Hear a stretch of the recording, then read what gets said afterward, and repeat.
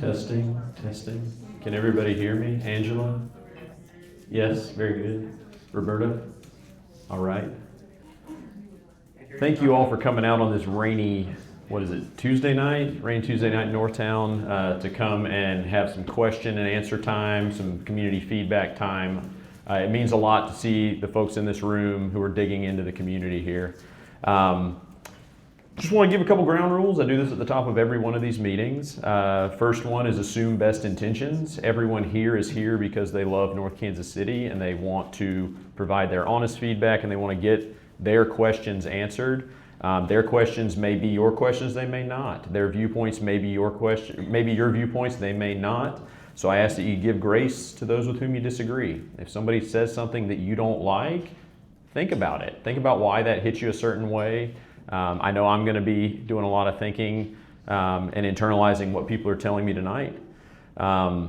Ask your questions, ask your honest questions, provide your honest feedback. Don't necessarily censor yourself. Don't come in, throwing haymakers maybe, but provide your honest feedback. Tell me what you're really thinking. We also have some council people here tonight. I see one. I think Mr. Saper came in. Did you see him? I know we have at least some more on the way if they're not here already. So they're here as well. They're here to listen and internalize what you're telling us. At this point, I'm going to ask that you limit your remarks to 5 minutes so that we can get through everybody at least once that wants to talk. If we have time, we can loop back around and do a second go round with the questions and the feedback. Okay, do a little preamble here. So those are the ground rules. Preamble for me, this is an open town hall. You can ask any question on your mind about what's going on in North Kansas City. This is not strictly limited to the topic du jour that the news has covered relentlessly for the past couple weeks. This is ask what questions you have. We have a representative from the KCATA. If you have questions about that I'm not able to answer, really grateful to have you here to help out.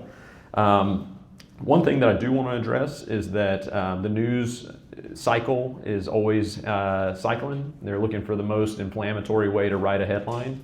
And what they did is when I put out a statement about what's going on with the stadium and the team, the Royals and the city, they seized on the word substantial. That was in my written statement as a word I would retract if I could. Seeing as every single headline was, it's all substantial now. What I probably should clarify is that there is some substance to these discussions, but it is not what I would consider a substantial critical mass of something is happening. It gave the impression that right on the doorstep, and that's not the case. Still a lot that goes into this. The team still has a lot of things to consider. The city, the state, the county, we all have a lot of things to continue to think about. And the discussions we've had up to this point have been pretty high level. So substantial, tough word. I'm gonna do a little second draft before I put another one out. One thing I'd like to do at the top here is the questions that came in via email, written communications, and social media. I would like to go ahead and answer some of those at the top because I usually say I'll answer those questions and I forget because we have a great discussion and then I cut it off and I'm like, didn't get back around to those people who took the time. And some of those couldn't be here tonight. Okay, first question that I got on social media is what protections can and will the city offer for rising property taxes? And I don't want to come in trying to give a civics lesson or sound preachy, but there's very little the city has agency over when it comes to taxing. The values are set by the county assessor every other year. Then the state has a rule about how much our revenue can go up year over year. And so there's some math that happens. They hand us down what that levy amount is. At that point, we have a council meeting, we have public feedback, and we do have the opportunity to take that levy and lower it down. The trade-off then becomes services are likely to be cut. So if we're not getting the same revenue or whatever that increasing factor is due to inflation, CPI, whatever factor they're using, we do have to make decisions. There are trade-offs. So protections on taxation, that's something that we don't have a lot of agency on, and then when we do, that's a policy decision at that point. Second piece is protection from rising rents, both residential and businesses. And this is something that I think is leaning toward maybe a rent control question, which the state of Missouri does not allow municipalities to do. That would be a policy discussion if we were allowed to do it, but it's not something that I believe is good policy. I think the market is uncertain if a stadium does come here either way.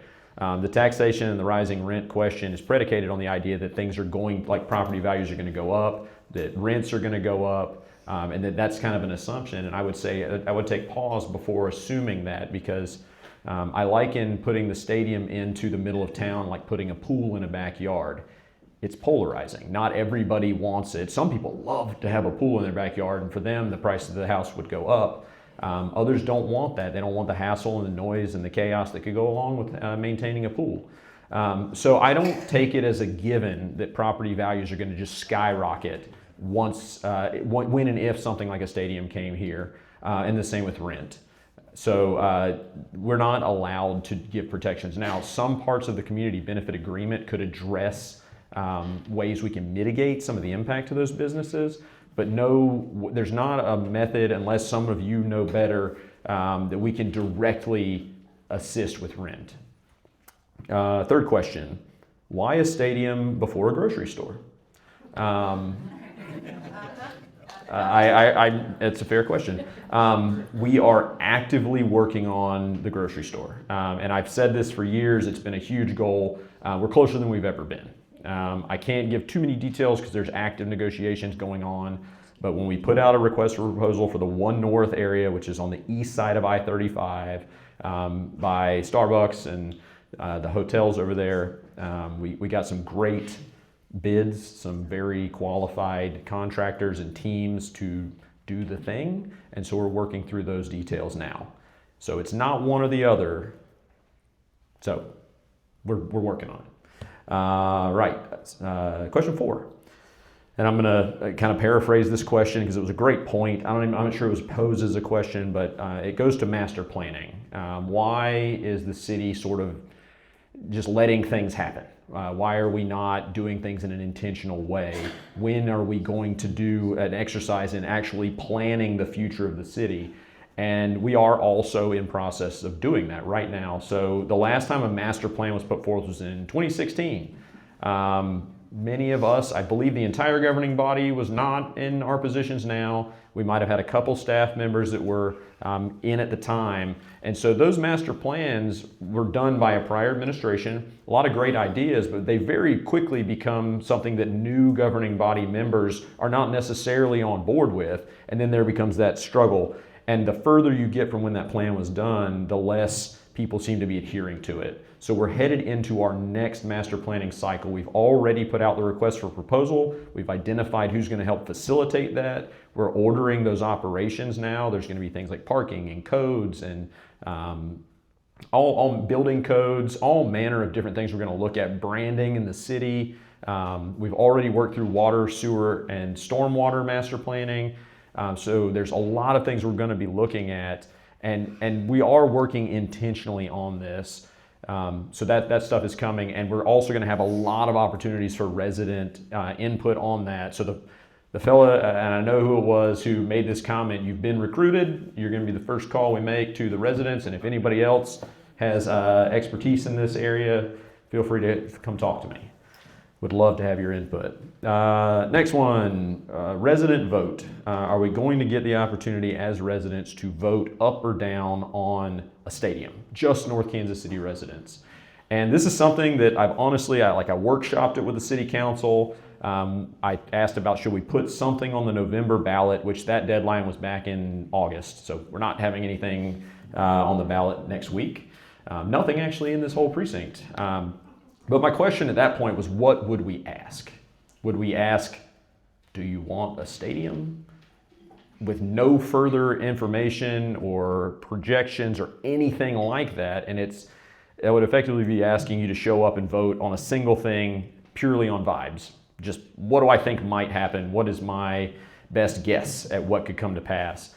And I don't think that that's a fair thing to do in any capacity. It's not fair to ask residents to give their opinion on something that has nothing behind it at that point. And then you come to the April ballot, which is the next one. And if we were to move forward with a deal of any kind with the team, you would see that get voted on an April ballot. And that would be a county-wide vote on a sales tax. And so you would have the opportunity to make your voice heard. And we can look at how that data breaks down. We're going to get the opportunity, and we're going to have lots and lots and lots of feedback sessions and conversations between now and then as information becomes more available, as we learn more from the various entities that are involved in this discussion. And well before any vote is cast, you're going to have as much information as I can possibly get to you. Anything I know, once we're past this period where we're kind of huddling in and having closed door discussions, you're going to hear any and all of that before a vote, okay? But there will not likely be a chance to have just a North Kansas City ballot item. And then sixth question, this is the last one I've gotten ahead of time, is the snow removal ordinance that we talked about at the last city council meeting. What's up with that? Which is effectively what that was the question. And then there was some extra, there was some extra on there that said, I struggle to shovel snow. What about when the snow falls and I can't get out there? I'm not able-bodied enough. And that's a fair question. So the way we've kind of framed this ordinance is, and it's coming to city council on Tuesday, so it hasn't been voted through yet. But the way we've instructed staff is that we're not looking to be enforcers of this. We're not looking to be rounding people up who don't shovel their snow and tossing them in lockup, or fining for that matter. It's not what we're trying to do. What we have right now is nothing. We have no way to tell anyone whose responsibility it is to shovel snow. And so that's what we're laying out now, is that it is the owner and or resident's responsibility of the parcel, the business parcel, or the residence adjacent to that sidewalk. It is your responsibility to clear the sidewalk. If you are unable, we have a group called the Neighbors Helping Neighbors Ad Hoc Committee. They're doing their work right now over at the library. Managed to schedule right over top of that one. Sorry if you watch this back. Thank you for your work. They are working on ways that neighbors can assist neighbors with lawn mowing, with small maintenance tasks and things like snow removal. And what I'm hoping to get is a list of addresses. If people are willing to share, I live at this address and I'm just not able, or they could reach out if they're ill or for some reason they're going to be out of town and there was a snowstorm, reach out and put a pin in that address, and hopefully we can mobilize neighbors to help with that. So it's really a community-driven effort. Now, is it going to be perfect this year? Absolutely not. Are we going to arrest people for not shoveling their snow? No, we're not. We're looking because it's a safety issue. If that snow doesn't get shoveled and somebody slips, I just don't want people getting hurt out there on the sidewalks. Okay, those are the questions I've gotten in so far. If you'd like to ask a question, we have a microphone here. I know it's a little weird to get up and talk, but I think we're gonna try this format this time. We also have one of my lapel mics magneted on so that it'll pick up for the recording. So what questions do we have in the room?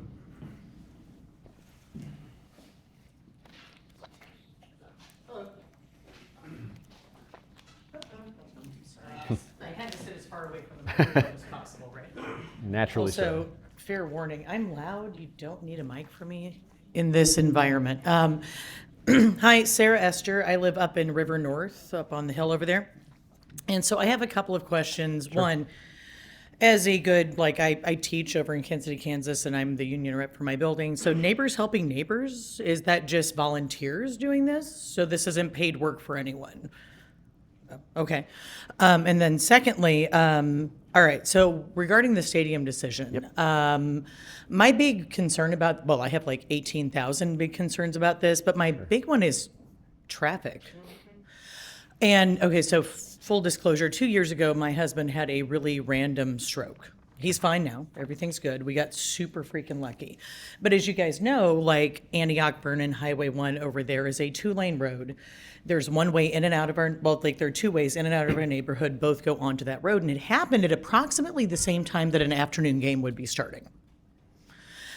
How would an ambulance get in and out of our neighborhood if you have people who are lined up to go into a stadium? Because there's only that one exit off of 35, and then you have in over there, and then you have if you want to jump off 35 early and then go down Vernon next to my neighborhood, you have that. But if that was occurring, then how would ambulances get in and out of our neighborhoods? How would think about where the fire department is? How would they get in and out to service people? Yeah, because like we just don't have a lot of off ramps here or roads that are more than 2 lanes. That's like the big question I have is like, how do people get in and out to park for this? Yep. Like just logistics on that. And then in addition to that, like, so we're looking at a big ballpark facility, right, with the ballpark village and everything like that. And full disclosure, I am a born and bred Royals fan. Like, dude, my husband and I were just talking about going to spring training. Like, so it's not like there's part of me that's like, hell yeah, I can walk down the hill. That'd be great. I can just walk down and go to a baseball game. And then there's another part of me that goes, hold on, but wait. Like, I love to go to Screenland Armor. I love to go to all of these small businesses that we have nurtured as a community for a long time. What's going to happen to them when they're confronted with like a corporate ballpark village that probably offers cheaper prices and large, like, chain restaurants, bars, etc.? Like, how does that even look? Like, what protections do we have for our small businesses and for that, like armor strip that we like? And it's pretty dope. Like, what happens to like Rhino? What happens to Michi Amaro? What happens to all of it? Yep. Like, have we talked about that? What does that look like? Yep. So that's my basic question. Thank you. Yeah, there you go. First up, it's hard to be first. And I do agree, the strip on Armor is definitely pretty dope. Yes, Rhino, Michamaro, they're all phenomenal spots. Screenland, of course. Okay, let's back up. First question was Neighbors Helping Neighbors. That is a volunteer ad hoc committee stood up by residents and supported by City Hall. So we offer support to them if they need to get the word out about something, if they need help gathering data on where people need help, whatever they need from us, we are assisting them. And they are a group of interested residents. They're growing. Every meeting they have more people joining up, and then they've stood up like a Facebook group where you can reach out and ask for help to actual people who live in North Kansas City. They're kind of doing a gated group where you have to prove that you live here to get in, and then you can submit your request that way. We might try to identify other ways for people who don't love social media to get the help they need. So that's Neighbors Helping Neighbors, and it is all volunteer, all organically grown within NorthTown. Traffic is the number 1, 2, and 3 concern I hear voiced by pretty much everybody. Just this week, I spoke with our lead traffic engineer with MoDOT and the head of the Highway Commission who oversees all the highways in the state of Missouri. And what we talked about is exactly that. Like, how do we get people on and off of the highways, in and out of North Kansas City efficiently? And is it even possible, right? This is what we're trying to figure out as we go into these discussions. Is it possible to get people in and out for a stadium event without degrading the quality of life in North Kansas City? Extremely fair question. I am not a traffic engineer. I understand that the team has had multiple takes by Kinley Horn, which is they're a very good traffic engineer, subcontracted out by their architect. And we talked about a couple different spots. So the Armor Road interchange is where most of us likely get on and off as residents of North Kansas City. And my message to them is we don't want that to be an access point for the stadium if at all possible. If we're trying to bring people in and out, how do we design that interchange so that it is not optimal for people coming in for stadium traffic? How do we design and manage traffic flow on the highway? What signs would be there so that we can deflect as many? Now, some are still going to come. I know that because that's probably what I would do if I was coming to the game. But focusing on 16th as an access point. So 16th is a major truck route.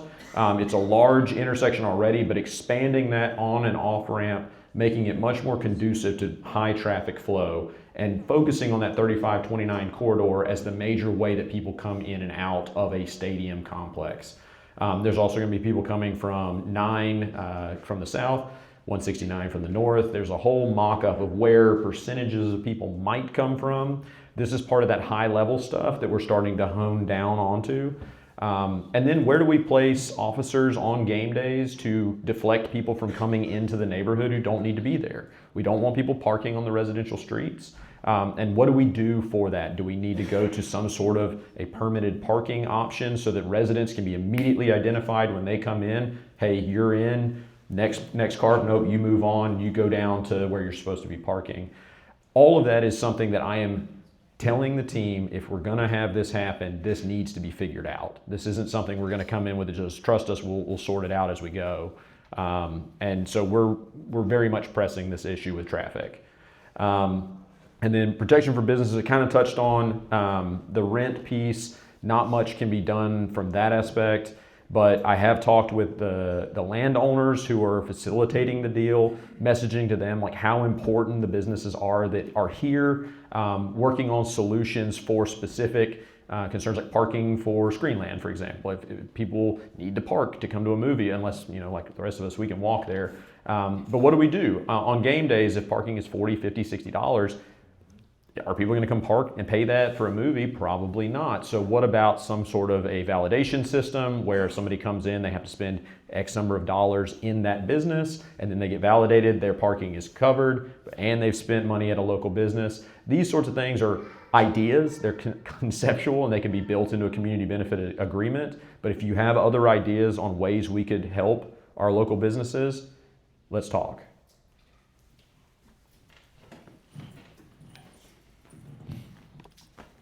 This isn't about the local businesses as much as it is about the parking. Okay. If in your substantial talks, if anyone has ever suggested thinking outside the box, I'm more concerned with more surface parking in the area. So it doesn't have to all be about cars coming in here. I mean, there can be park and ride places around the metro area. You can make that cheaper for people than to park here. They do that at the current stadium. I mean, it costs more to park there than it does to buy a ticket. Yep. So that eliminates a lot of parking.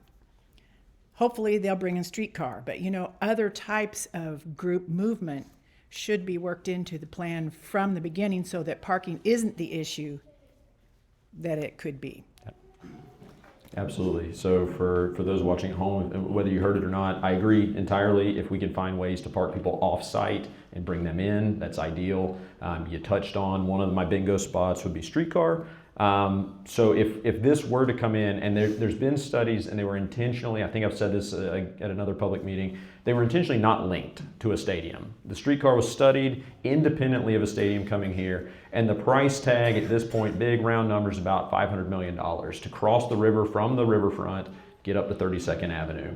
And that is very wide open. It could be plus or minus a large percent. I would love to see some sort of streetcar, light rail, trolley come up and connect us with the downtown corridor. The funding on that is going to be tricky. And if we don't have something like this stadium coming in to help drive some of that, potentially federal dollars, potentially state dollars coming in to support that, we're going to have to figure out how to pay for it internally. And that looks like what they did in River Market, or what they've done down south, further south, where you overlay a corridor, you got a transit corridor, you do a TDD, Transportation Development District, and you add sales tax within that district. You also up some taxes and fees so that it gets paid for drip by drip, but it's funded by the businesses that are here, and it puts an extra strain on them during that build out phase. And so if we don't get a stadium, it still could come. It's just going to be more expensive for the people who live here. If we do, there are other funds and other opportunities to grab some of that money to support it. Not guaranteed, none of that's in writing, but there's been talks of federal dollars for it. There's been talk of state support if and when we see a stadium development. But yes, absolutely bringing people in, similar to what the Current has done. Now, I think they did it mostly because they didn't build enough parking down at the forefront, and then they built an apartment building on top of the only parking they had. I'm going to the game tomorrow night, so I have no idea where I'm parking. We might be walking from NorthTown. Yeah. But ideally, finding a way to get people not having to drive in, bringing them in on transit of some kind. Next question. Roberta, come up.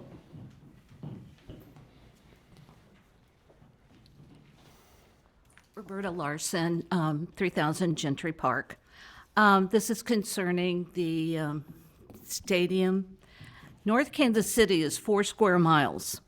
We cannot absorb 20 to 30,000 cars. The air pollution from car exhaust would choke us. Nothing will stop them from driving through our neighborhoods. The citizens will be inconvenienced trying to get to stores, doctor appointments, etc. The Bond Bridge, Heart of America Bridge, Broadway Buck O'Neill Bridge have enough traffic to handle. The downtown airport has planes going in and out 24/7. I don't know if they could handle planes coming in from all over the country. I frequently hear sirens from the police and fire department. They apparently have enough to do without handling extra traffic and people. They are always looking for new hires. What happens if these out-of-towners discover Mackin Park and Dag Park? They may decide to tailgate at these parks. Our park maintenance crew have enough to handle keeping the parks clean. North Kansas City is at the very edge of Clay County. If they want a stadium in Clay County, there's plenty of land up north. North Kansas City is a little piece of heaven that does not need to go to hell. Thank you.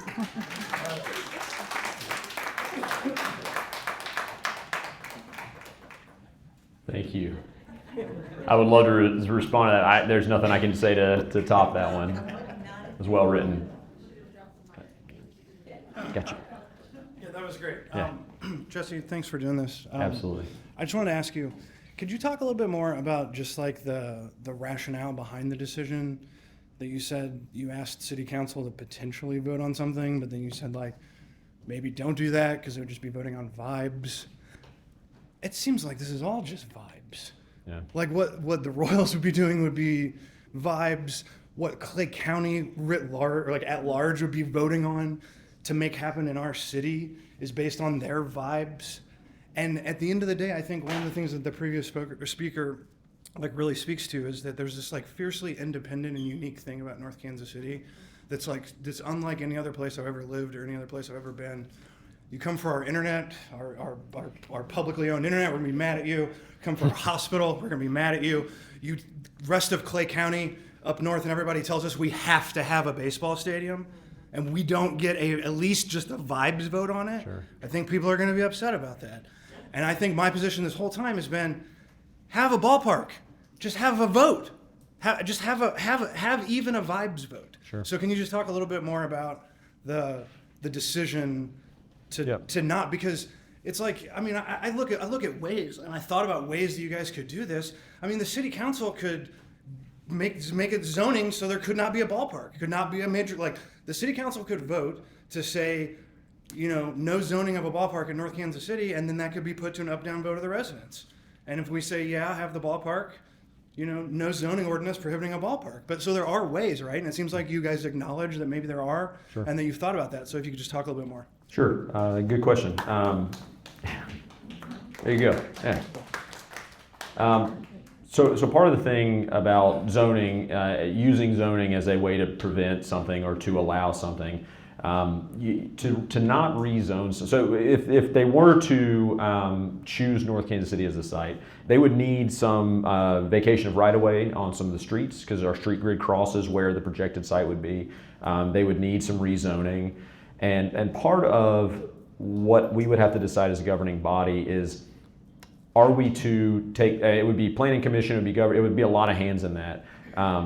But if we're to not make those decisions to rezone or to offer incentives of some kind, we need to have like a good reason not to. We have to be able to back that up because at a certain point, if somebody has a privately owned parcel of ground and they want to do a project and they can illustrate benefits, even if it's not agreed upon by everybody, if they can illustrate that and then we still say no, that can get a legal challenge on whether we have taken their property. Because if they bought it with the intent to do a thing and then we tell them after the fact, like, you can't do that thing, and it's a legal gray area. That's why lawyers are paid a whole lot of money. The discussion on the vote, and I want to make sure I'm portraying it fairly to everybody who was in the discussion. It's tough because I want everyone who casts a vote to have as much information about the pluses and minuses as can be done. And right now, I don't have enough information to cast an informed vote.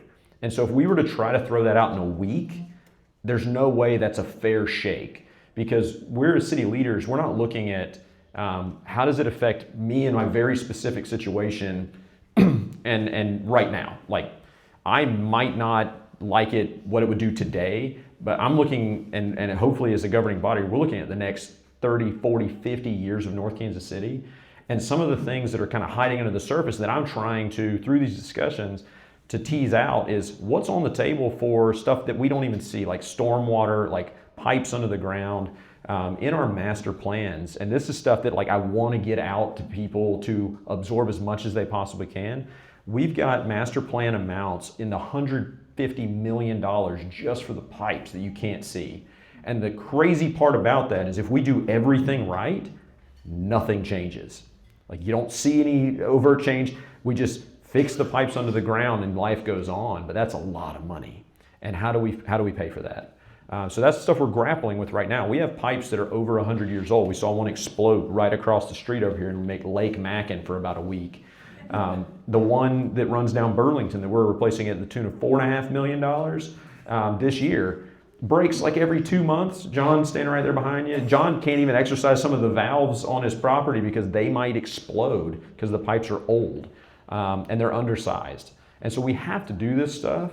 And right now we've gone through the painful exercise as a governing body of raising water and sewer rates. Like, that's not been fun. I know a lot of people are feeling that pinch. We can still say we're about 30% under the rest of the metro, but it's going up and people feel that. If we're gonna have to self-fund the entirety of fixing the subsurface infrastructure, water bill's gonna double, maybe more. And so if we can get some state and federal money along with this and money from the private developers to cure some of these major issues in town, in addition to providing better roadways in and out, in addition to potential funding for streetcar, there's a lot of things that aren't known yet. And that's why if we're voting solely on vibes, it's not fair.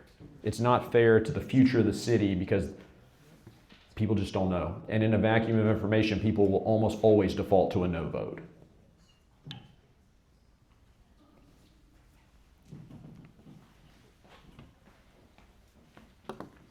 Hi, Jesse. Hello. I'm Debbie Stidham, and 8 years ago, my husband and I retired. We were living in Raytown, and we looked at a lot of communities to go to, and we chose North Kansas City, and for all the reasons that have been stated here tonight. We built a home from scratch on the only empty lot in the avenues. We live on 24th Avenue, which is literally 6 blocks from where the stadium would be. So it would be in my front yard. My concern that I haven't really heard a lot about was I am on I-70 a lot in the evening after dark. And those stadium lights are on all night, not in season. Has there been any discussion, is there any room for negotiating on when the game's not being played, those lights go off? Fireworks, I mean, I can appreciate celebrating a win, but with 83 home games, that's a lot of fireworks in my front yard. So I'm just, is there room for negotiating when those discussions are made? Yep. Absolutely. And you do have a very beautiful home that you built from scratch. Like, yeah, it's sort of the model for what the bungalows in North Kansas City used to be and still can be. Great question.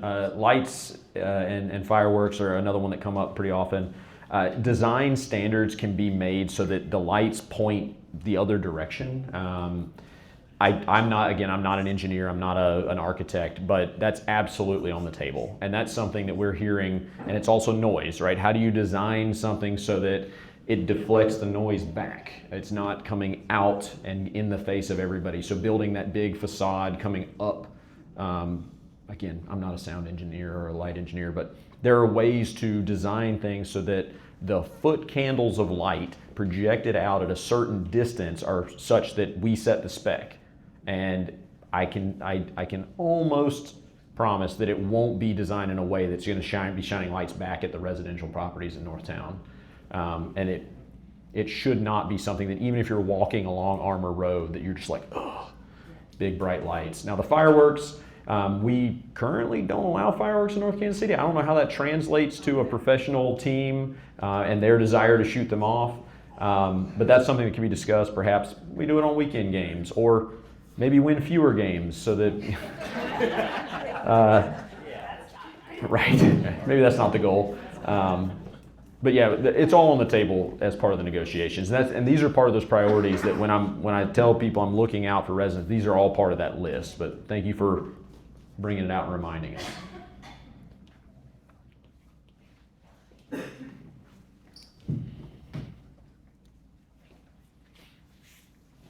Hi, I'm Gina. I have a couple things. One being, has the city and the city administration and council identified what are the areas, what's the list of things we do have control over here?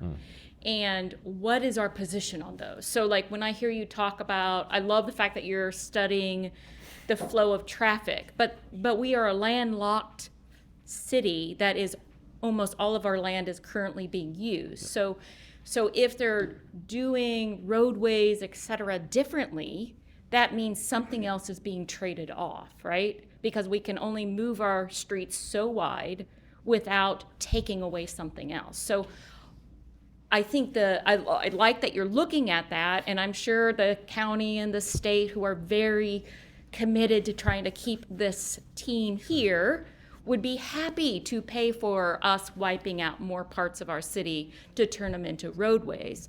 Is that really what our city wants to have happen? Sure. So I have that question. So do you have a list of the things you have control over and a general sense of what you're willing to negotiate or not? The second is, I get this trade-off between we have a lot of expenses to rebuild. I mean, it sounds like deferred maintenance in some ways. Sure. But if we get dependent on a big stadium and the owners of that parcel and the stadium to pay for the inner workings of our city, then we're indebted for life, and that gives them a lot of influence in everything else around this very small city. So I guess my next question is, how do we, if we take on a big stadium, not allow undue influence of that operation that we then become dependent on for our city as a whole? And then the last thing I have, so there's three things, and then I'll sit down. The third thing is, I appreciate your thinking 30, 50 years from now, right? Because I think about that as well, even though I won't be here, age-wise. But what I do think about is, right now, in a part of Kansas City, there's a lot of cement, a lot of big cement stadium that is going to be left behind for that city to manage. And, you know, in a part of the city that's already, I mean, I grew up over there. Like, I know from its rise and its fall. And so 30 years from now, or 20 years from now, or whenever they decide something else is new and shiny, they want to go elsewhere. What is the obligation back to our city for that piece of concrete that we will have remaining for us, and to make sure the city doesn't decay over time to just big pieces of concrete? Yep. So.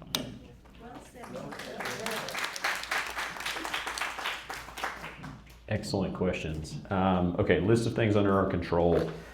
We've been working through basically negotiating points. You said if they'd be happy to build roads that we would then have to trade off. I imagine you're also alluding to like surface parking. We would have to trade businesses that exist. At a certain point, there are things we do control, and then there's also private ownership of the land. So they've strung together 90 to 100 acres, depending on how you count it.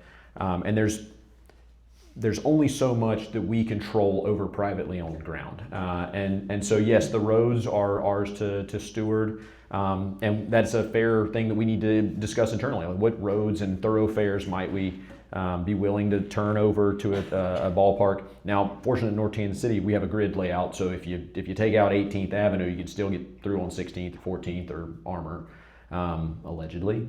Some would debate that Armour is useful. I've heard it.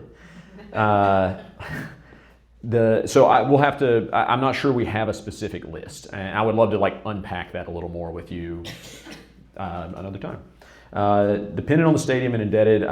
So what we would be looking at is upfront guaranteed money because they have to fix what's at least site specific, and then a lot of that would spur off and need to be done. So we can't build. Just replace the stuff in the footprint. We'd need to build off of that, delivering it all the way from the water treatment plant, which would also need to be extended and expanded. So getting all of that built into the upfront negotiations so that it's not like we're waiting for year 2, 3, 4, 5, and then if they stop paying us, then we can't fix the thing. Something that our city forefathers and leaders of the past decided is when they put HERAs in, the best way for us not to become indebted and dependent on HERAs is that we don't do any ongoing city services using the money that's thrown off from HERAs. That all goes into the gaming fund, and that is used strictly for capital projects. The last piece that was left was the water and sewer that we are now making that difficult decision to pull all of that into a fully self-sustaining operating fund.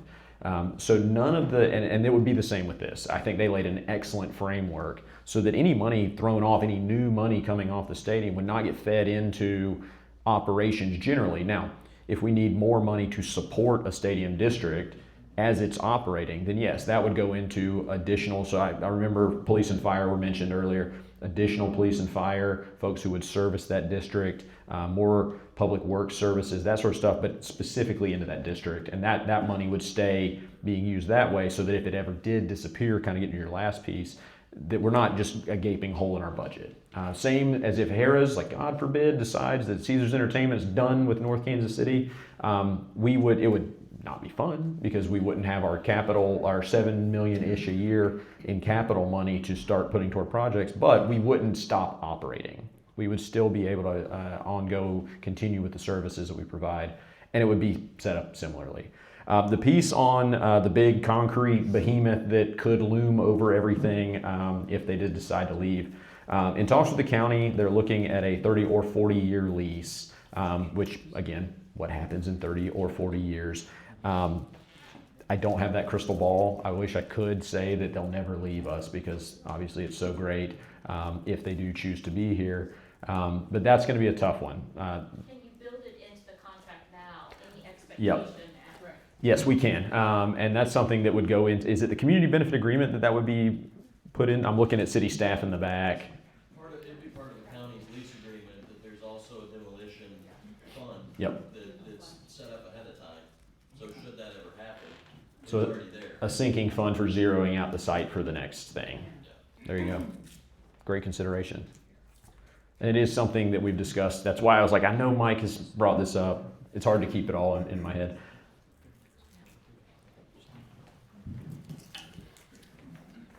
Hey, Jesse, thanks for doing this. Jody Summers, 502 East 31st. My vibe is no, and I'm just going to air that right now. Sure. Very fair. But yes on the streetcar, so I'm conflicted there if they're tied together. My question, I am so concerned at this point about the time and resources the city is investing in this hypothetical. Mm-hmm.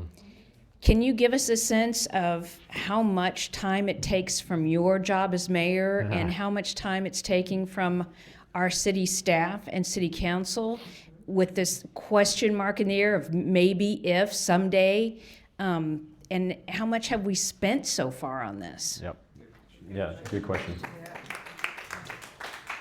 So as this has kind of been in the ether, when I was campaigning, somebody asked me at my very last campaign stuff, hey, what about the Royals? I was like, don't worry about that. They're going to Kansas. Why would we even talk about this? And then like not 2 days later after the election, they sent out the poll to some people in Clay County. Hey, would you support a stadium? Like, hey, you have to be kidding me with this. But since that point, we've had kind of the swirling orb of it'll come up and then it'll ebb and flow and the media will take hold of it.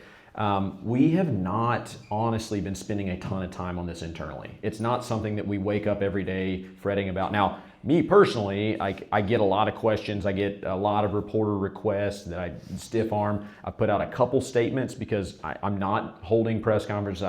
I've gotten A couple caught me when they asked me to talk about something else, and they sneak a Royals question in. I even told our city administrator and our deputy, like, don't spend time on this until we know there's something to spend time on. And at this point, there's something to be spending time on. But we're also, because none of us, I mean, my degree is in finance, but the level of numbers just blows my mind. We're into the billions now. And so we have third-party financial advisors that aren't free, but we're working on a funding agreement with the team that would cover that cost, so that we're not spending, same last time, we had another entity cover the cost of our financial advisors, because we're not just going to throw money at it for a maybe. And so I think internally we've done a good job of keeping our resources focused on continuing the operations of the city. And I mean, yes, I spend an inordinate amount of time thinking and talking about this, but I've also, like just today, we're working on possibly standing up a mobile food pantry. We're working on collaborating with the school district. I mean, there's been so many other great things we're doing in North Kansas City. We've had like a dozen block parties now that we've been pushing out and supporting. We've got ad hoc committee standings. So there's a lot else going on that this isn't taking up all of the bandwidth. I jokingly did a presentation to the business council where I put up a graph of all the stuff I do as mayor, and it was like 2% on mayor stuff and then just 98% of answering these sorts of questions. And it feels like that someday, but in reality, it's not that much of the pie. And we are safeguarding the assets of the city and not just throwing them at the team.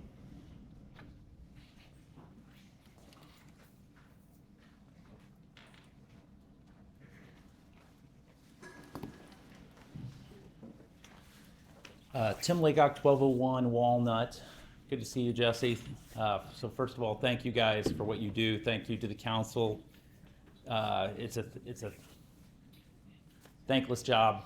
It's a lot of work. We got one thank you right there. You take a lot of heat from every side on this stuff, and so I totally get it. So first of all, thank you for taking the time to do this. I think the outreach is a huge deal to the community. It shows transparency. It shows the willingness to engage and take tough questions from people that have thought about this stuff for a long time.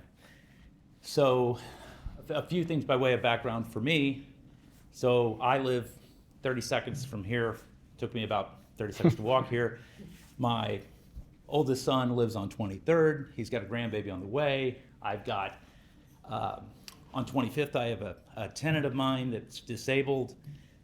So I've got a lot of long-term interest in the community. So my thoughts on this are mine personally, not based on what I do or what I know. And so with that, so I'm a real estate development commercial lawyer that does exclusively commercial deals like what we're talking about day in and day out. And I've been doing that for 23 years. I work at Stinson. And in complete disclosure, we do work for the Royals, we do work for the Merriman family, we do work for all, you name any basic Fortune 500 company, big firms do work for all those companies. That's what we do. And so I have worked personally on the T-Mobile Center. We represented Cordish. We did the Power and Light District. I represented the unified government when we built the T-Bone Stadium for the UG. And I probably worked on a dozen different stadiums over the last 20 years. So I've seen these projects from start to finish, and they take years to do, and sometimes billions of dollars to produce. So all these questions are good, valid concerns, but I guess a few points I wanted to make sure I made is one, I get all the concerns about the resources that the city is investing, first of all. And to Jesse's point, I personally don't really feel that concerned about it because the teams will put up the money. This funding agreement, what they do is first thing that the city will do, if they haven't done it already, is they will have their ACE lawyer team, which will be one of the larger firms that are going to know what they're doing, and they're going to have the Royals or Merriman's or whoever's got a vested interest pay for those lawyers. So the city is going to have representation in doing that. So one of the things that I advise everybody to do, because again, I've seen this and I get the fear, but What doesn't get talked about enough is the opportunity and the benefit. So I think everybody here that's lived here for a while knows that we have free internet because we have a casino, right? And countries like Norway have giant endowments from the oil and gas that they produce, and that pays for their infrastructure. My wife and I were there over the summer, and everything's just top notch. So so what we're viewing as a setback, that we've got 4 square miles and 4,000 people. Imagine what an endowment project like this could do if it's done right, and you spend the money and you do it right. So that's one point I wanted to make. The second point is all these issues are good ones. So like parking, for example. When we built the Power and Light District, we built the largest subterranean parking garage in North America at that time to hold cars. There's almost no problem that can't be solved with enough money. And the thing is, there's, part of the issue here is, and that's what Jesse's working on, is the money has to come together before you even really look at the infrastructure. So, things like lights, lighting is an issue. But I worked on, there's endangered sea turtles in Florida that basically you can't have lights on the beach or they won't come up to mate. And in Panama City, which is one of the largest breeding grounds for these endangered sea turtles, if you spend enough money, you can engineer lighting that basically allows them to have their lifestyle and all the tourism and everything else without the sea turtles being affected. Things like that, noise, all that stuff, that's what we pay engineers to do. And traffic. There's plenty of solutions out there, and that's way down the road. I mean, that's, a project like this, if you've inked a deal, you've got years before you've really got stuff underway. So wanted to point that out. So I think we should look at it as an endowment. And you can't have your cake and eat it too, though. You can't have a grocery store. You can't have a streetcar. You can't have any of that without the money to build it. That means you've got to have developers willing to take risk, to pony up and buy the land, to build the project, to borrow the money in a super high interest environment right now. And they're not going to do that without cooperative partners. So I just think we need to have a long view, of the whole thing. And then I guess a couple of the other points that were hit, like site restoration, that all goes into the agreement. If you're a farmer in Kansas and you do a renewable energy lease with a wind developer, one of the things that gets negotiated is when those turbines come out, that developer's got to basically turn the farmland over back to the farmer. That's the type of thing that the city will be negotiating as part of their agreement. So I guess the only thing I'd ask Jesse to do is to talk about kind of, everything that we're talking about are the negatives. Nobody's looking at the thousands of jobs, the sales tax revenue, the long-term benefits. I get all the concerns about crime and infrastructure, but let's assume that you've got enough revenue to hire the cops necessary, to put in the infrastructure, which, by the way, if you go to any major first-class city, the idea that you can't have a stadium next to an airport, go to any major city in the United States. Like, you see, like, the FAA has dealt with this issue before. There are solutions. So I guess I'd ask Jesse to talk about the potential benefits to the community, both kind of short-term and long-term, and what we're going to do to ensure that those benefits are realized. Yep. Appreciate you. All right. We get claps for all sides. I love it. Thanks, Tim. I learned something about turtles just now, so that's good. No, there are a lot of benefits to this, and what I don't want to come across is like campaigning for this, right? Like, I am not trying to sell this to people, but there are things that are tangible benefits that we could see, and I've alluded to a few of them. We're talking lots and lots of money from the state and potentially the federal government to fix things that we need to fix, the less sexy stuff, the pipes and the sewers and the streets. There's the economic development driver of a stadium. I know that there are studies on both sides of whether this is actually a positive net impact or not.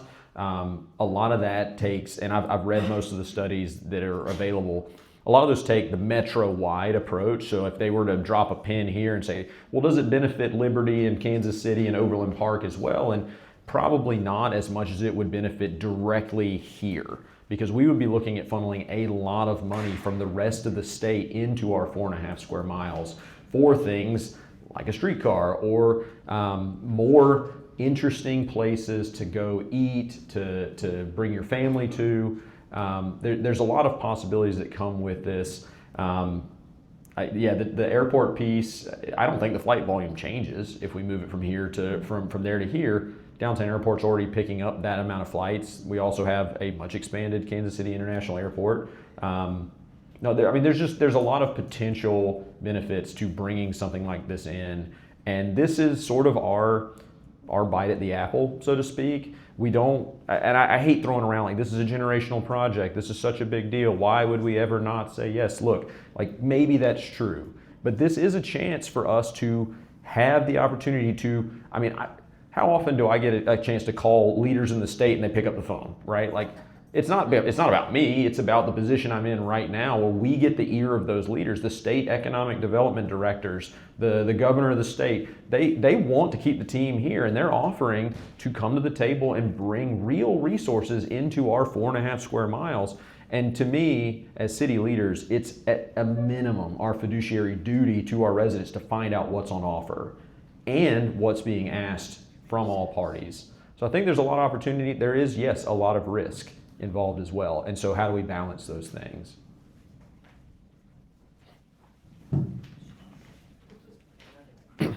Still no on the vibe. Still fair. But my question is, if we're asked to look at the long term, and I certainly agree, I look at the long term of where they've been, where they are now, and I'm not convinced that the long term here would be great. Sure.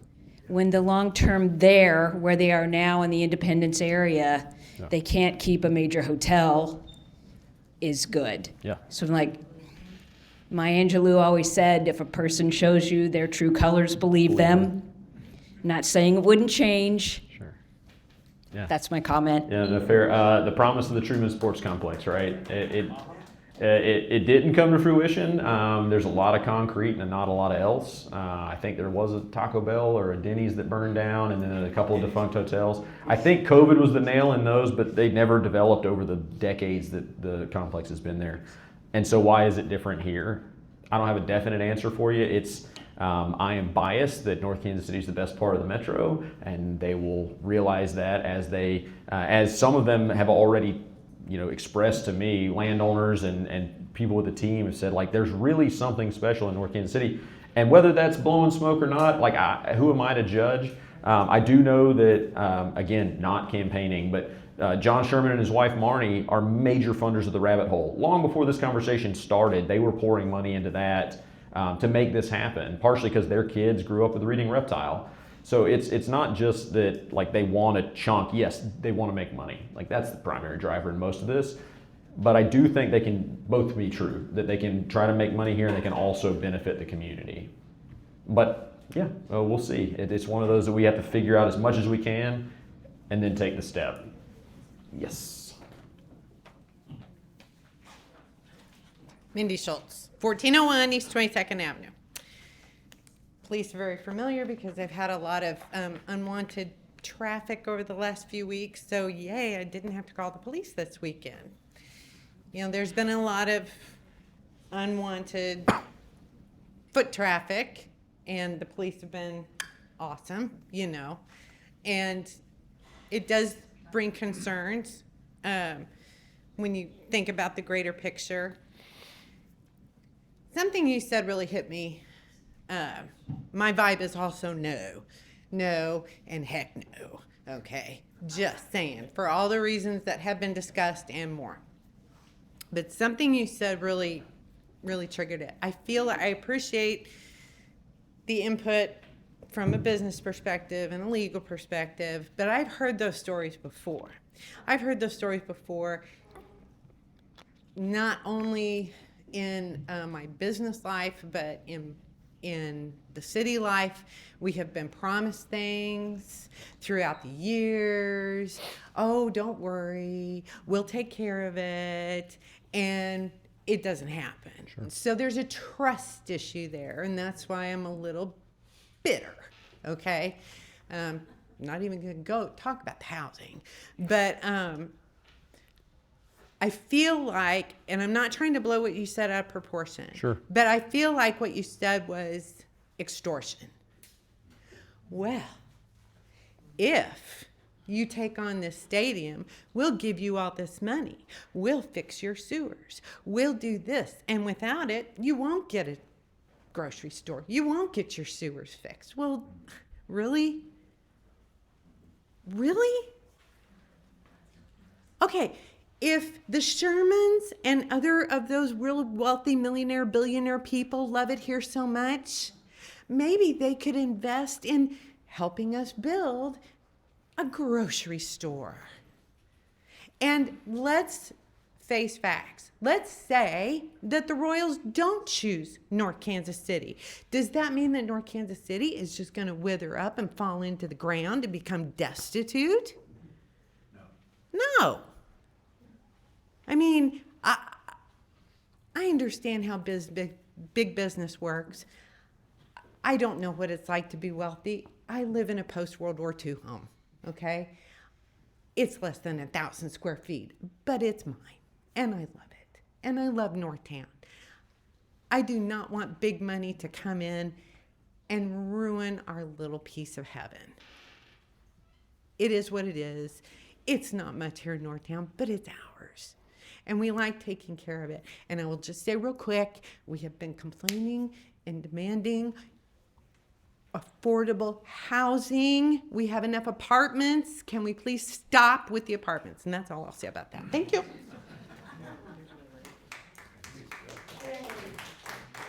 Thank you. Thank you. Was there something you wanted me to respond to in that one, or simply feedback to absorb? Okay. Let's see. The trust issue is the one that kind of stood out to me. All that I can do as a city leader is to continue to show up and to continue to have the hard conversations. And, you know, we're going to find ourselves on opposite sides of some things and on the same side of others. And all I can do is what I promised when I said I want to be your mayor is I'm going to be transparent. I'm going to come out and engage the civic engagement piece, and we're going to work on continuing to build a community, whether a stadium comes or not. That's been my promise from day one. It's what I've been trying to do. And if I'm not doing that, let me know, because that erodes trust. When you tell somebody you're going to do a thing and you don't do that thing. The rest of it, I'm here to discuss. I'm here to listen, and we're going to make the best decision we can with what's in front of us. So I appreciate you saying what you did.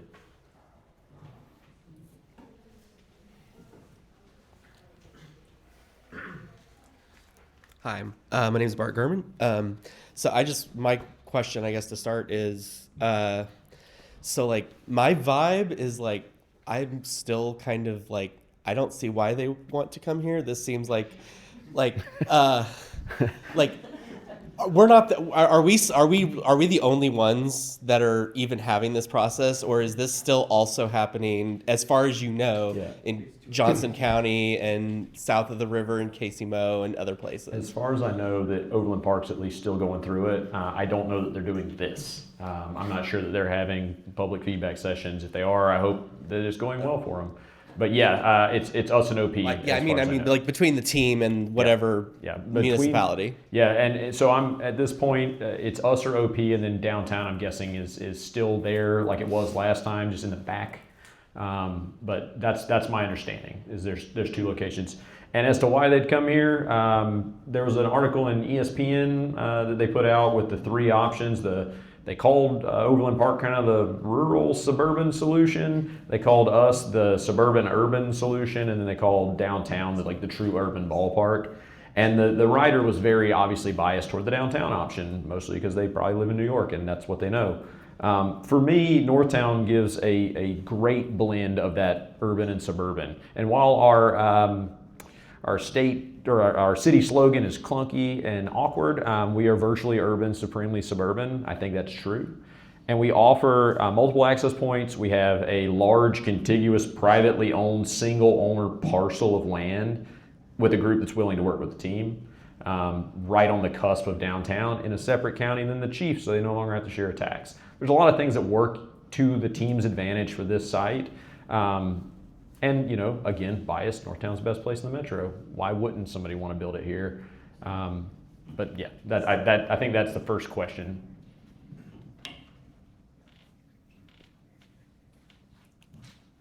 So I can answer a couple of questions about like why do people put stadiums where they put them?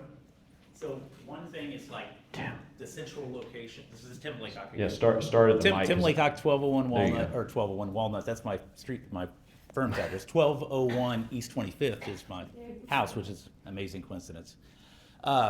So they put stadiums where the people come. And so like one of the awesome things about Northtown is the strategic location. It's right next to major highway infrastructure.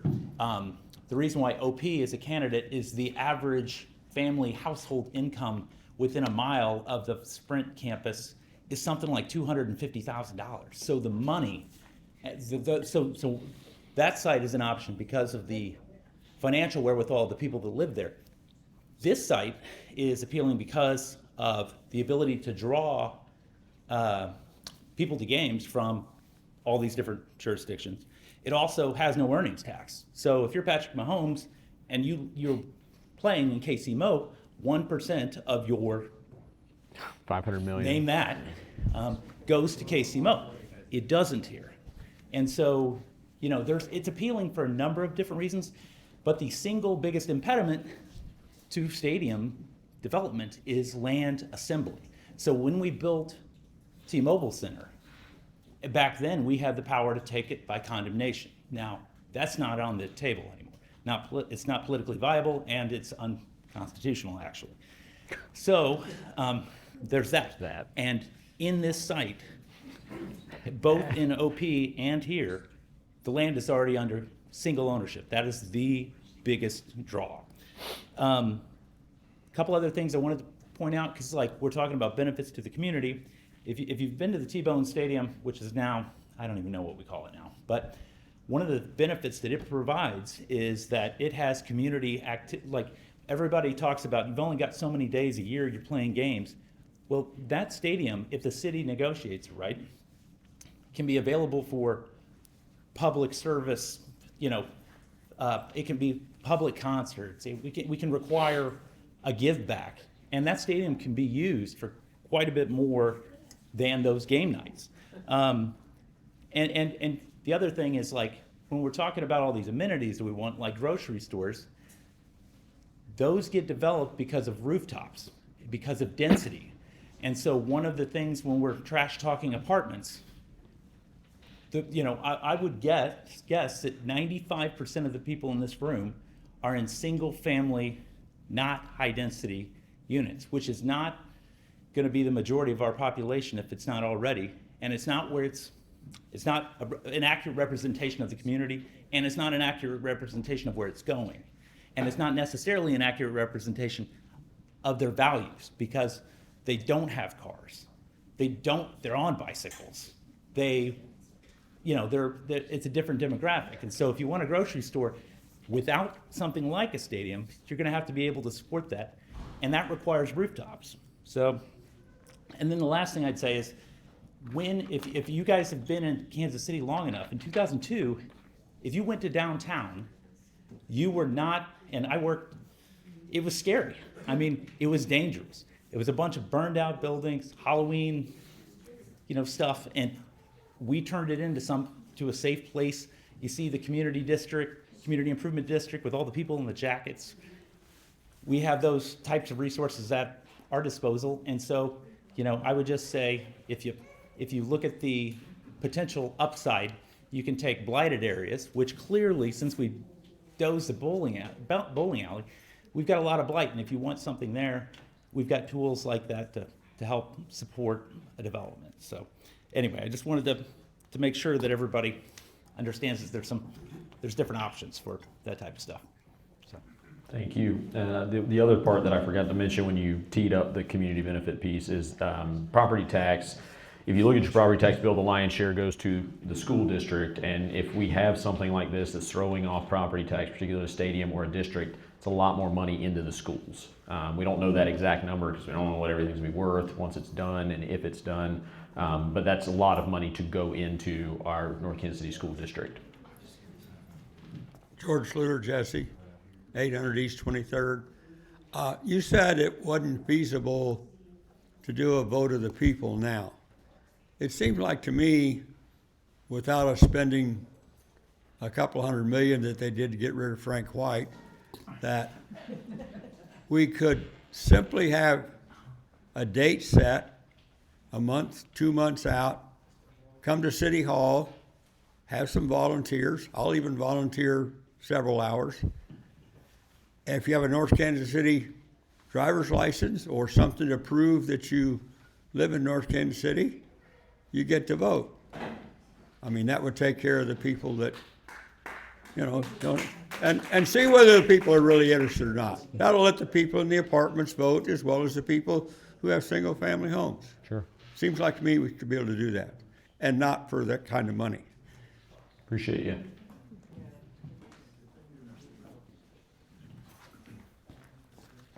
Hi, Dave Wood. I live on Erie Street. A lot of good stuff going around here. I'm not going to lecture you about the pros or cons of this. What I would recommend everybody do is what I've been doing for the last month or more is doing a lot of research.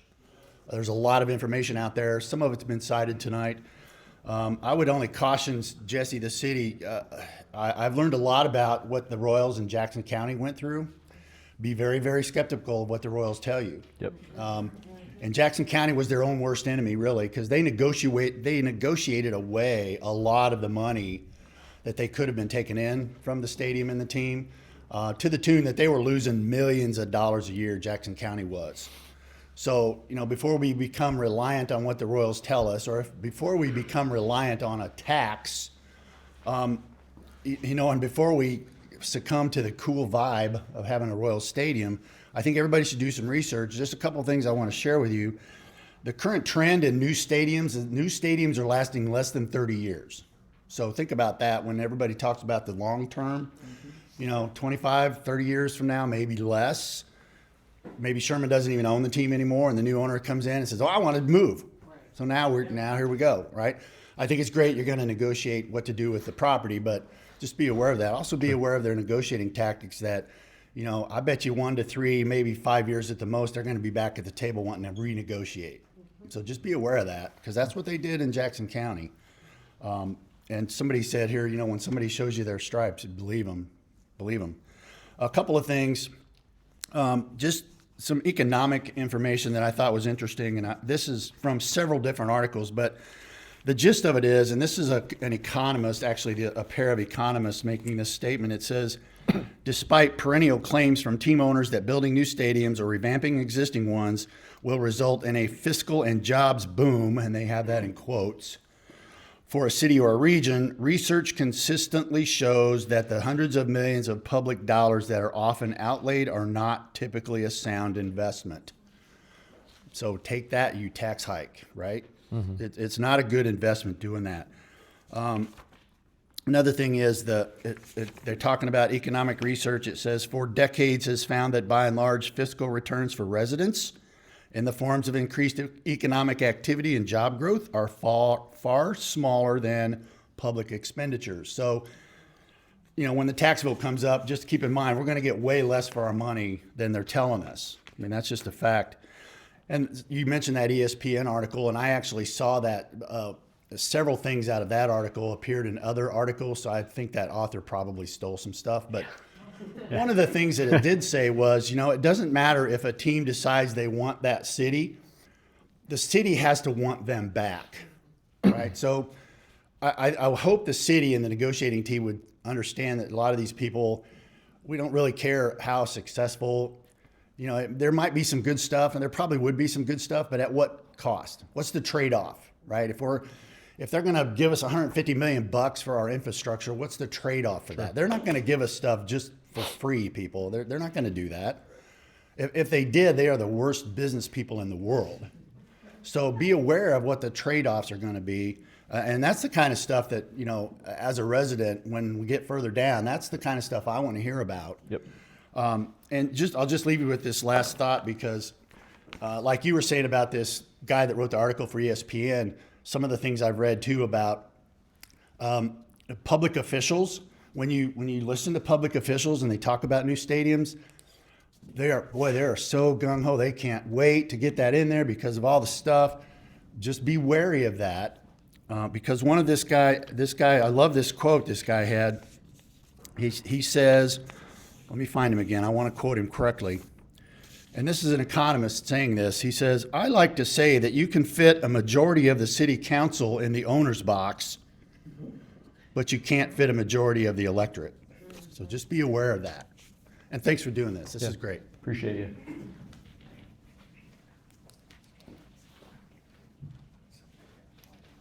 Go ahead. Yep.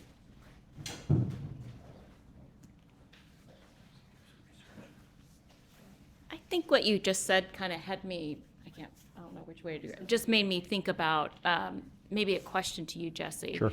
Like, I don't think this process from an outside, uninformed, just looking from the outside, the process that the Royals have been going through seems like a trustworthy process.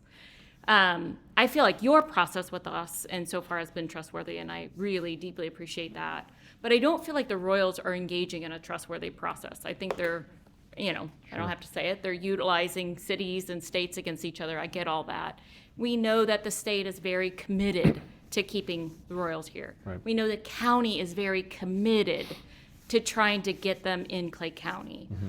I guess my question to you, which gets to what was just said, like, as a city, are we coming to the table neutral? Are we coming in, boy, we hope we're kind of committed to getting you here? Sure. Or are we coming in, the other side is like, no, we really don't want you. What do you got? Show us. How is the city showing up in that? Because I think that shifts our negotiating ability depending on how we're showing up. So to you, to the city council, like, how are you all showing up to that? Yeah, great question. Some days I have wondered out loud to my city administrator, am I being too adversarial in this? Because I have, and fortunately I reviewed what we signed ahead of this meeting, but we signed a non-disclosure agreement with the team. And I hate that. I hate doing that. But in the process, the state signed it and the county signed it. And the point of it was, if we don't sign it, like, they're going to be talking amongst themselves, and like, I can't be transparent with information I don't know. And so one of my major sticking points was to pare back the language within that to allow us a very specific time frame after which we can share what we know. And again, it goes back to I have promised transparency. And the team, to their credit, is used to negotiating with players and vendors and contractors, and they're used to saying, like, we're just going to huddle in, we're going to make this decision, and we're going to announce it publicly. Doesn't work that way when you're asking for hundreds of millions of dollars in public money. And so my message to the team is, let me be out there giving this information to the voters, because again, in a vacuum of information, people are going to vote no. Whatever you bring forth, team, I want to see succeed, whether that's OP or downtown or here. Don't bring something out that's going to fail. Again, let's learn from what happened in Crossroads. But I'm not going to be out front cheerleading. I'm going to hopefully open this forum and have some reps from the team come in and spill the beans, right? Like, tell us what's real. And then on the piece that I appreciate you saying that I seem trustworthy. I hope that everyone feels that way, and that the team doesn't. And I would, in their defense, to an extent, it's been frustrating, the lack of decision, the lack of transparency. But again, that's not typically how they've had to operate. And I don't think anybody in the room now has negotiated a stadium deal from that standpoint. They've got a lot to grapple with. There's a lot under consideration when you build a $2+ billion stadium and village around it. Finding and tying together all levels of incentives, getting those numbers to pencil out to the number that they internally have to decide on with interest rates the way they are. There's a number that they need to get to before the project to make any sense. The second piece is they have an ownership group, right? They don't just have one person that owns a team, they have multiple owners. All of them have different life experiences, frames of reference, and things they want to accomplish with a stadium build. And so there's that internal piece. And then there's the public vote aspect, right? You know, they went through a very troublesome public vote in the Crossroads. They got destroyed by 10 percentage points. And so the decision in Missouri is to go back to that well, to dig another public vote and to go through that whole process again. In Kansas, they don't have that. They have star bonds. We can believe or not that star bonds are worth the money they're printed on. I see it as kind of that suitcase from Dumb and Dumber. Like, these are IOUs. Hang on to that one. But there's a lot that they're also considering, and I don't think they do a great job of communicating that publicly, but I think that that's all swirling as they get to this point. But they've self-imposed deadlines and passed them, and so that does erode trust. And I'm hoping that the latest self-imposed deadline is not blown past. Yes, sir. Hey, Jesse, I'm Ryan. I just wanted to ask how many other city officials have signed an NDA? Can you say anything about that? I know you just said you did. But... Yep. Yeah, so we as a council sat down. We've had multiple rounds of discussions about whether we sign it, what do we want to do with that? And as a council, we agreed that this was the right way forward, and then I put my signature on the document. Thanks. Yep. He had his hand up first, and I've already talked.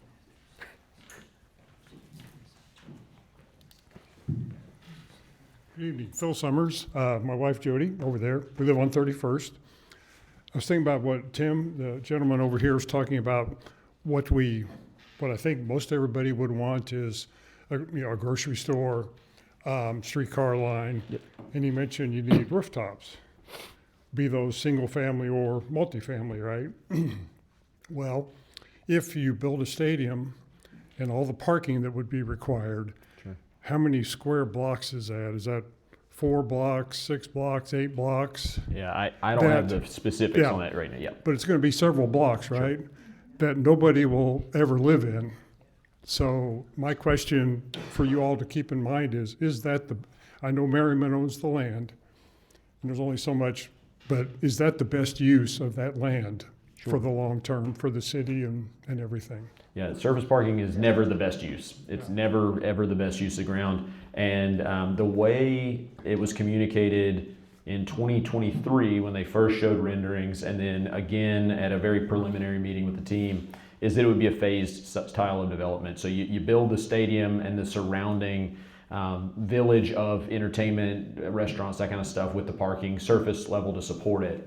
And then second phase starts, and that a lot of that surface parking becomes structured parking as revenues from the development itself start feeding back in and can fund vertical parking and then apartments and condos or whatever they choose, because it will be an evolving thing as the site builds out. But it is phased where it doesn't stay surface in perpetuity, because I hate surface parking.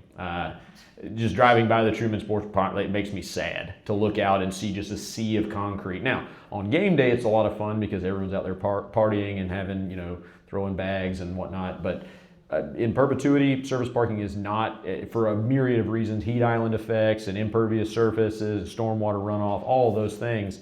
And so the plan would be to phase it as far as it's been communicated to us at this point. And that would be put into any contract that we go forward with.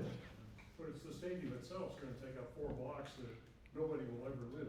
Yeah, the stadium itself, I'm not sure on the exact square footage and footprint of it, but it would feasibly be a driver to fund and put in more housing around it that would be desirable. And if not a stadium, it's unclear what that would become, right? They're going to build something on this 100 acres of ground. Whether it's a stadium or name your other project that is at this point undetermined. What are the boundaries, the proposed boundaries? Can you guys speak in the microphone? You can hear me. Well, it's on the recording there. Yeah. Just curious what the Andy Staver 3000 Hall, just wondering what all the maximum boundaries are, north, south, east, and west, proposed on this 100 acres. Yeah. I'm not exactly, so it's roughly Erie to where we, all the way, they don't own all the way to the highway. Well, roughly though. I mean, if you want to look at the geometric shape. Yeah. To Lynn roughly I mean, for Stadium Village, like you drop a pin where the bowling alley used to be, and that would be like the pitcher's mound, roughly. And then just kind of imagine the size of a Major League Stadium on that grid, and then start building out around it. But the entirety of the 100 acres, I've seen the picture, but I don't have it in my head with the exact boundaries. But that's where they're looking at building it to start with, where the stadium would land, is in that 18th and Fayette, 18th and Howell, 18th and Howell. Yes, sir. Just a quick one. During your negotiations, can you make them guarantee that they're going to field a winning team? They're getting better. They just missed the playoffs this year. Now, the reason I ask for that is I can show you the charts. Attendance, of course, is directly related to the performance of the team. Yep. So if you have a crappy team, you're going to have crappy attendance. Yeah. So then who's going to generate all this revenue for us? So something to think about. And if you want a case study, go out and research Pittsburgh Pirates Stadium. They have a ginormously expensive stadium, a really lousy team, and nobody goes. I think they averaged like 18,000 people last year. Yeah. Nobody goes. So just something to think about. It's an absolutely beautiful stadium, though. My goodness, right there on the rivers. Tampa Bay is another good example of that. The team ebbs and flows. It's these smaller market teams that it's, I mean, really tough to field the quality product every year. They go on like a 12-year cycle where they'll win a championship, they'll go 12 years in the trough, and so if history holds, we're on the way back up. But the funny part is, and in broad brushstrokes, my understanding is that they made the playoffs in 24. They didn't. They narrowly missed it this year, but revenue was up. So I don't know if it does generally correlate. You're correct. So we can build in some stipulations on how many wins you get each year. What else do we got?